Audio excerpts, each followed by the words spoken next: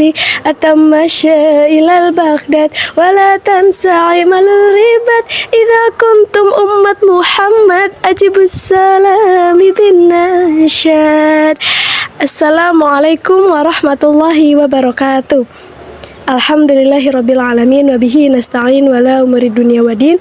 Wassalatu wassalamu ala asrafil anbiya wal mursalin wa ala alihi wa sahbihi ajmain, amma ba'd.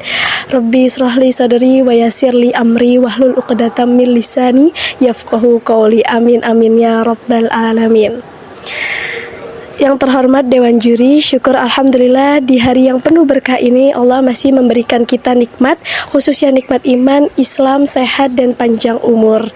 Salawat dan salam tetap tercurahkan kepada junjungan kita, yaitu baginda Nabi besar Muhammad SAW, sang pemberi syafaat di hari kiamat. Pada kesempatan kali ini saya akan menyampaikan untayan hikmah tentang zakat, bukti keimanan seorang mukmin. Apakah arti zakat itu? Zakat itu memiliki dua arti. Yang pertama, at-thahirah, artinya sesuatu yang suci dari dalam dan bersih di luar. Kenapa disebut zakat? Karena zakat itu membersihkan kotoran yang ada di hati kita sehingga tidak terlalu diperbudak oleh harta. Zakat itu dapat mengembangkan harta kita. Dengan bahasa yang mudah, an-numu. Jumlahnya banyak, manfaatnya pun seimbang. Setiap orang yang berzakat, hartanya akan dilipat gandakan minimal 10 kali. Dalam Quran surat Al-An'am ayat 160. Man jaa'a bil hasanati falahu asyru amsalihha. Barang siapa yang berbuat kebaikan mendapat balasan 10 kali lipat amalnya. Zakat itu terbagi menjadi dua, zakat fitrah dan zakat mal. Zakat fitrah adalah zakat yang wajib dibayarkan setiap muslim sebesar 3,5 liter atau 2,5 kg bahan makanan pokok pada saat bulan Ramadan. Sedangkan zakat mal adalah zakat yang dikenakan pada harta yang diperoleh secara halal dan memiliki nisab setara dengan 85 gram emas yang dimiliki selama 1 tahun. Ukuran masing-masing zakat juga berbeda-beda nisabnya. Nah, bagaimana penyalurannya? Yaitu ada dalam Quran surat At-Taubah ayat 60, ada 8 golongan, yaitu innamal shadaqatu lil fuqara, fakir, wal masakin, dan orang miskin, wal amilina 'alaiha, dan para amilin, wal mu'allafati qulubuhum, dan para mu'alaf, wa fir riqab, dan untuk memerdekakan budak-budak, wal gharimin, dan untuk orang yang berhutang karena kemaslahatan agama, wa fis sabilillah, dan untuk orang yang berada di jalan Allah, wa banis sabil, dan untuk orang-orang yang berada dalam perjalanan. Zakat itu termasuk ke dalam sedekah. Kenapa zakat disebut sedekah?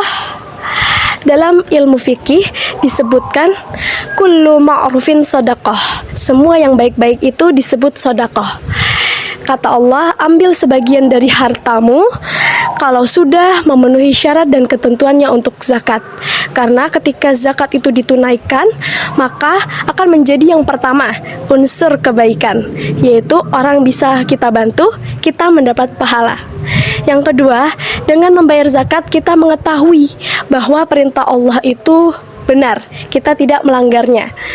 Bagaimana kita membuktikannya? Yaitu kita buktikan dengan kita mengeluarkannya. Begitu Anda keluarkan, kenapa disebut sedekah? Karena saya sedang membuktikan, membenarkan perintah Allah. Seakan-akan kita katakan, ya Allah, benar apa yang kau sampaikan.